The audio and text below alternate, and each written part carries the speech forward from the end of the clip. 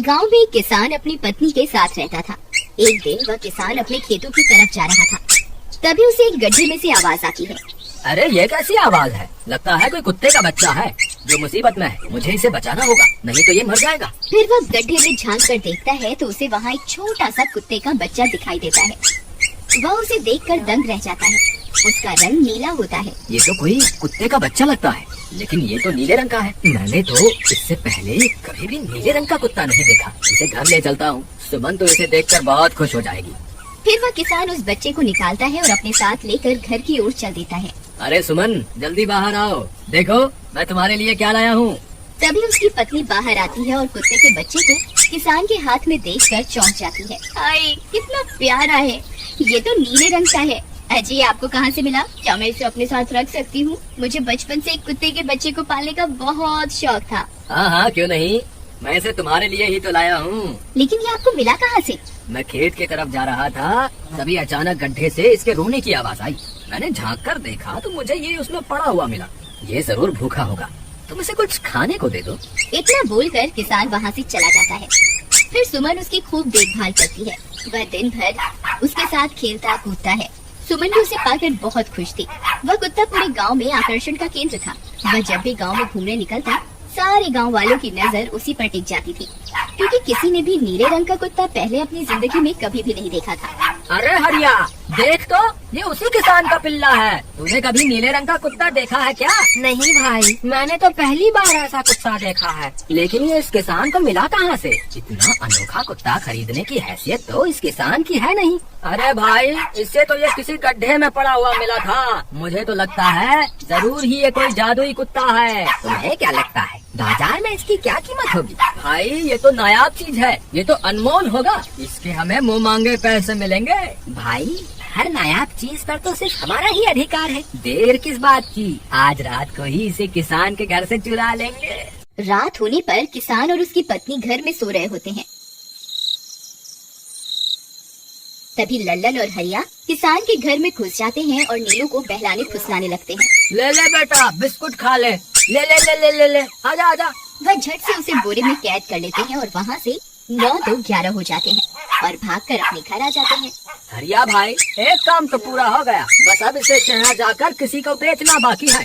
शुभ काम में देरी किस बात की? हम कल सुबह होते ही इसे शहर जाकर किसी को बेच आएंगे। अगले दिन सुबह होने पर वे दोनों नीलू को बोरे में डालते हैं और उसे बेचने के लिए निकल पड़ते हैं। रास्ते में उन्हें एक सेठ मिलता है। उसे उस बोरे में से अजीब अजीब सी आवाजें आती हैं। अरे भाई, रुको रुको, इस बोरे में क्या भर कर ले जा रहे हो? भाई, ये एक जादुई कुत्ता है। ऐसा कुत्ता पूरी दुनिया में केवल एक ही है। ऐसा कैसे हो सकता है भाई? जरा मुझे भी तो दिखाओ। वह सेठ नीलू को देखकर चौंक जाता है। तुम्हें इसके लिए 100 सोने की मुद्राएं देनी होंगी। ठीक है, मुझे मंजूर है। लो, ये लो तुम्हारी 100 मुद्राएं। आज से ये कुत्ता मेरा हुआ। वहीं दूसरी तरफ नीलू को घर में ना पाकर सुमन और किसान परेशान हो जाते हैं। सुमन का रो रो कर बुरा हाल हो जाता है। नीलू, तुम कहाँ चले गए? तुम्हारे बिना मैं कैसे जीऊंगी? वापस आ जाओ ना नीलू। अजी, मेरे नीलू को कहीं से भी ढूंढ कर लाइए। जब तक वो वापस नहीं आएगा मैं खाना नहीं खाऊंगी। ठीक है, तुम रोना बंद करो, मैं उसे ढूंढ कर लाता हूँ। फिर किसान गांव में लोगों से नीलू के बारे में पूछता है। अरे भाई, मैंने तुम्हारे कुत्ते को देखा था। वो लल्लन और हरिया तुम्हारे घर से बोरे में किसी को भरकर ले जा रहे थे। वो अवश्य ही तुम्हारा कुत्ता होगा। फिर किसान भागता हुआ लल्लन के घर जाता है। लल्लन, मुझे पता चल गया है, तुम्ही ने मेरे नीलू को चुराया है। उसे अभी के अभी वापस लौटा दो, नहीं तो मुखिया से कहकर तुम्हें कड़ी से कड़ी सजा दिलवाऊंगा। अरे हरिया भाई, इसे कैसे पता चल गया? मुझे लगता है किसी ने हमें उसे चुराते हुए देख लिया होगा। मुझे अभी के अभी मेरा कुत्ता वापस करो, नहीं तो अच्छा नहीं होगा। भाई, तुम्हारे कुत्ते को तो हमने 100 मुद्राओं में बेच दिया। अब तुम चाहो तो सारी मुद्राएं रख लो और हमें छोड़ दो। नहीं, मुझे मेरा कुत्ता ही चाहिए। तुम्हारे पास कल सुबह तक का वक्त है। कैसे भी करके उस व्यापारी को ढूंढो और मुझे मेरा कुत्ता वापस ला कर दो, नहीं तो जेल जाने के लिए तैयार हो जाओ। इतना बोलकर किसान वहाँ से चला जाता है। अरे मर गए रे, अब क्या करें? ये तो थानेदार की धमकी देकर गया है। लल्लन भाई, मुझे जेल नहीं जाना, कुछ करो ना। अरे अब क्या होगा? चलो उस सेठ को ढूंढते हैं, उसे उसके सारे पैसे लौटाकर उस कुत्ते को वापस ले लेंगे। वे दोनों उस सेठ की तलाश में निकल पड़ते हैं, लेकिन बहुत देर तक ढूंढने पर भी उन्हें वह सेठ नहीं मिलता। लल्लन भाई, यहाँ तो सेठ का कोई नामो निशान ही नहीं है। न जाने अब तक कहाँ निकल गया होगा। अब क्या करें?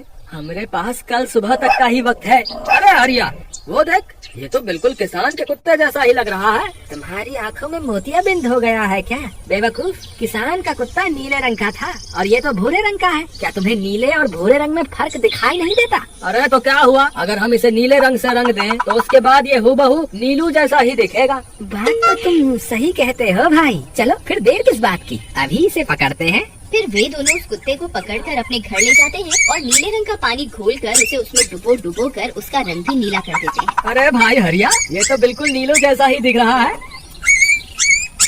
फिर अगले दिन वे उस कुत्ते को अपने साथ लेकर किसान के घर जाते हैं। अरे भाई मोहन, देखो हम तुम्हारे लिए क्या लाए हैं, जल्दी आओ, तुम्हारा नीलू वापस आ गया है, जल्दी आओ। किसान और सुमन की खुशी का ठिकाना नहीं रहा।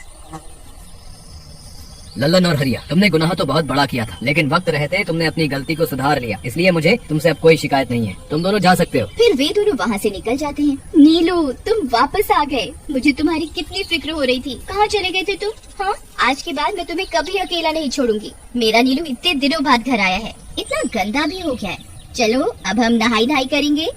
फिर सुमन उसे नहलाने लगती है। अरे मेरा नीलू नहाई करेगा, इतना गंदा हो गया है। पानी उसके ऊपर पड़ते ही वह कुत्ता छटपटाने लगता है। अरे क्या हुआ नीलू, तुझे तो नहाना बहुत पसंद था, आज क्या हो गया तुझे? तभी उसका सारा नीला रंग उतरने लगता है। अरे ये क्या, इसका रंग क्यों उतर रहा है? तभी वह कुत्ता गुस्से में आकर सुमन को काट लेता है। अरे मर गई रे, हाय रे। अरे सुनो जी, इसने तो मुझे काट खाया। हाय रे अजी, सुनते हो? जल्दी आओ, मुझे लगता है ये हमारा नीलू नहीं है। देखो, इसका तो सारा रंग ही उतर गया।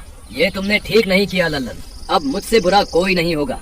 फिर किसान गुस्से में लल्लन और हरिया के घर जाता है।